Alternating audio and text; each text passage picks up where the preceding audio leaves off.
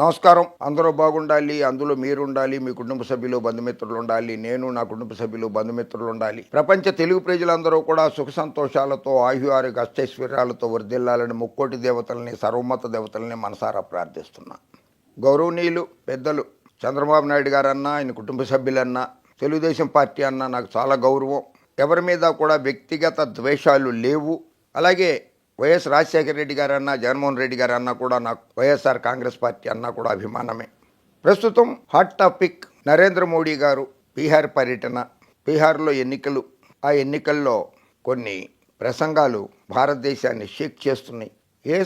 ప్రస్తుత ఆంధ్రప్రదేశ్ ముఖ్యమంత్రి నారా చంద్రబాబు నాయుడు గారు, తెలుగుదేశం పార్టీ అధ్యక్షులు నారా చంద్రబాబు నాయుడు గారు నరేంద్ర మోడీ గారి కంటే రాజకీయాలలో 24 సంవత్సరాలు సీనియర్ రాజకీయాలలో. అది చంద్రబాబు గారే అన్నాడు.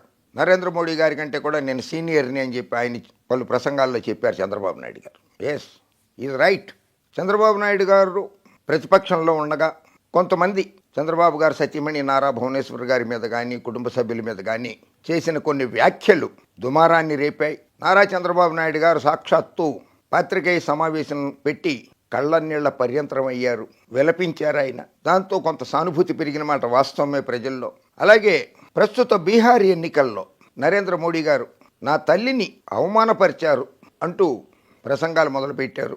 మేము అవమానపరచలేదని కాంగ్రెస్ పార్టీ, రాష్ట్రీయ జనతాదళ్, తేజస్వి యాదవ్ గారి పార్టీ వాళ్ళందరూ కూడా ప్రకటనలు గుప్పించారు. తల్లి అనేది ఎవరికైనా తల్లే. ప్రతి మహిళ ఒకరోజు తల్లి కాబోతుంది. తల్లిని గౌరవించాల్సిన సాంప్రదాయం మన సాంప్రదాయం, హిందూ సాంప్రదాయం. అన్ని సాంప్రదాయాల్లో కూడా తల్లిని గౌరవిస్తారు, అన్ని మతాల్లో కూడా తల్లిని గౌరవిస్తారు. తల్లిని అవమానపరిచారు అన్నటువంటి ప్రధానమంత్రి నరేంద్ర మోడీ గారు ఒకానొక రోజు నాడు ఇదే చంద్రబాబు నాయుడు గారిని కూడా అవమానపరిచారు.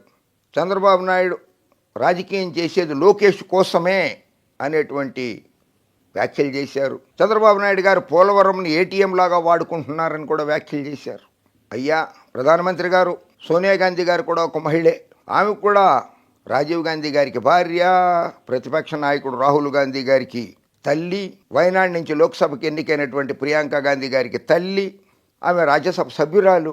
సోనియా గాంధీ గారిని పట్టుకుని బార్ డాన్సరు, 50,000 మంది బాయ్ ఫ్రెండ్స్ ఉన్నారు, అటువంటి పదాలన్నీ వాడారు కదా. మరి ఒక మహిళని కించపరచవచ్చా భారతీయ జనతా పార్టీ కానీ, ఆ పార్టీ నాయకులు కానీ, పెద్దలు కానీ ఎవరైనా సరే? వాళ్ళు మహిళలు కారా? మణిపూర్లో మహిళల్ని నగ్నంగా నడి రోడ్డు మీద జుట్టు పట్టుకుని లాకి ఈడ్చుకుంటూ తీసుకెళ్లి నగ్న ప్రదర్శన చేశారే, వాళ్ళు మహిళలు కాదా? వాళ్ళు కూడా కొంతమందికి తల్లులే కదా. ఆ రోజు నాడు స్పందించలేదే. 2023లో సంఘటన జరిగితే 2025లో వెళ్ళారు మీరు మణిపూర్కి. సరే, మళ్ళీ బ్యాక్ వస్తాం, ఫ్లాష్ బ్యాక్కి.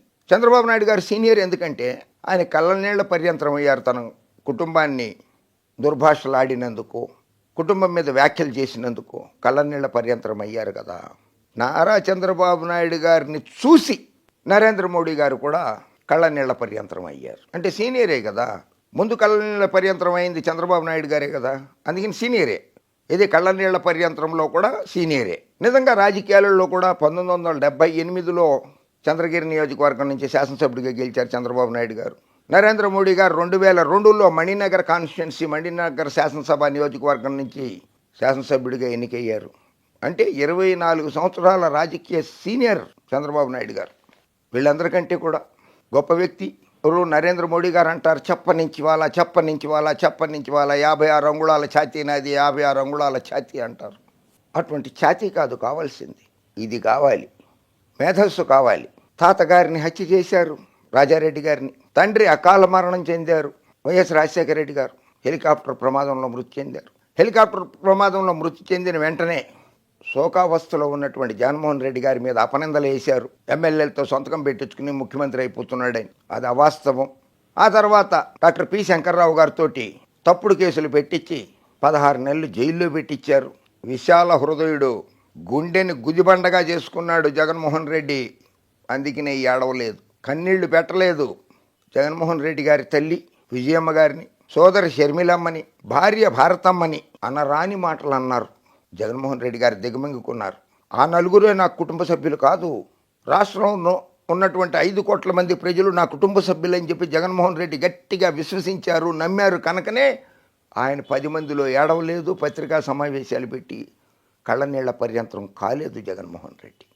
5 కోట్ల మంది ప్రజల సంక్షేమాభివృద్ధి కోసమే నేను పాటుపడాలి, ఏడుస్తూ కూర్చుంటే రాష్ట్రాభివృద్ధి చెయ్యలేను, నేను అనుకున్నది సాధించలేను అని చెప్పి జగన్మోహన్ రెడ్డి గారు కృతనిశ్చయులు అయ్యారు కనుకనే 3648 కిలోమీటర్ల పాదయాత్ర చేసి ప్రజల కన్నీళ్లు చూసి ప్రజల కన్నీళ్లు తుడిచి వారి ఆశీర్వాదంతో ఆంధ్రప్రదేశ్ రాష్ట్ర ముఖ్యమంత్రి అయ్యారు. 151 సీట్లతోటి శాసనసభా స్థానాలతోటి ఆంధ్రప్రదేశ్ రాష్ట్రంలో చరిత్ర సృష్టించారు. ఏడిస్తే ఒరిగేదేం లేదు. నరేంద్ర మోడీ గారు కళ్ళనీళ్ల పర్యంతరమైన ప్రజా తీర్పుకు శిరస వహించాల్సిందే. ఏప్రిల్ ఫూల్ అనేది ఒకసారి వస్తుంది. కమల్ ఫూల్ అంటే కమలం పువ్వు ఉంది కదా, కమలం ఫూల్ అది 2014 నుండి కమలం పువ్వు 2014 నుండి ఈ దేశ ప్రజల్ని ఫూల్ని చేస్తూనే ఉన్నది. ఆ పువ్వు కమలం పువ్వు గొప్పలు చెప్తారు, నేను చెప్తే కొన్ని పుస్తకాలు రాయాలి, కొన్ని పేజీలు చెప్పాల్సి వస్తుంది. ప్రస్తుత లోక్సభ స్పీకర్ ఓం బిర్లా గారి కుమార్తె అంజలి బిర్లా అనీష్ రజాన్ అనే ముస్లిం అతన్ని మ్యారేజ్ చేసుకుంది, వివాహం చేసుకుంది. మరో భారతీయ జనతా పార్టీ సీనియర్ నాయకుడు రామ్లాల్ గుప్తా గారి కుమార్తె శ్రియా గుప్తా ఫయాజ్ అనే ముస్లింని మ్యారేజ్ చేసుకుంది, వివాహం చేసుకుంది.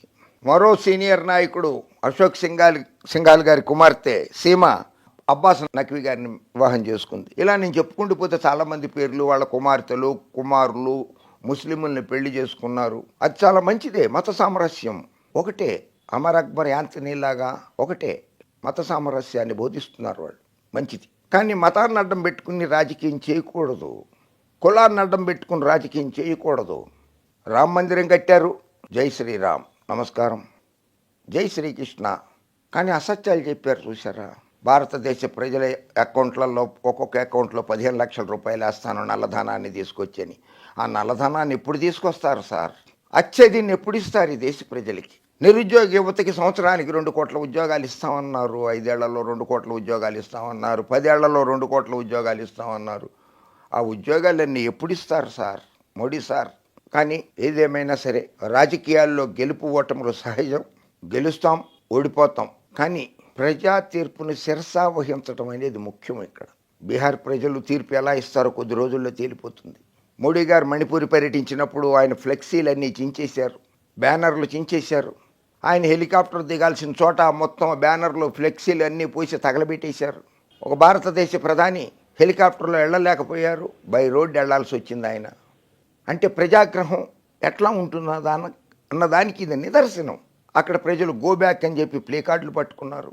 నరేంద్ర మోడీ గారి పర్యటనకి ఒక్కరోజు ముందు 44 మంది సీనియర్ భారతీయ జనతా పార్టీ నాయకులు పార్టీకి రాజీనామా చేశారు. ఇవన్నీ కూడా ఆలోచించదగిన పరిణామాలు. ప్రజాగ్రహం ఎట్లా ఉంటుందో దానికి నిదర్శనం ఇది. ప్రజలు తిరగబడతారని ఆ భారతీయ జనతా పార్టీ నాయకులు 44 మంది కూడా రాజీనామాలు చేశారు. సో సానుభూతి ఓటు అనేది వస్తుందనుకుంటే చాలా తప్పు. రాజకీయాలలో అది చాలా తక్కువగా జరుగుతుంది. అటువంటిది కొన్నిసార్లే జరిగింది.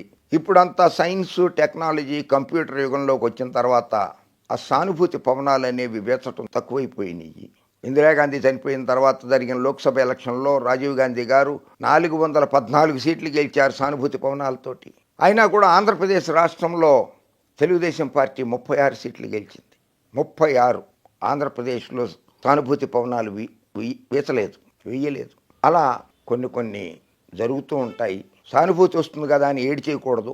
సో రాష్ట్ర ప్రజల్ని ఏడిపించకుండా, రాష్ట్ర ప్రజల కన్నీళ్లు చూడకుండా, తెలుగు ప్రజల కన్నీళ్లు చూడకుండా పరిపాలన సాగిస్తే ప్రజాగ్రహానికి గురి కాకుండా ఉండొచ్చు. సంక్షేమాభివృద్ధి పథకాలని ధ్యేయంగా పెట్టుకుని పరిపాలించాలి.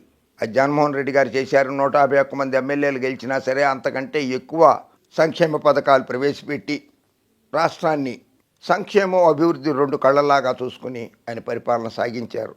అలా పరిపాలిస్తే రాష్ట్రానికి మంచి పేరు వస్తుంది, పరిపాలించిన నాయకుడికి మంచి పేరు వస్తుంది.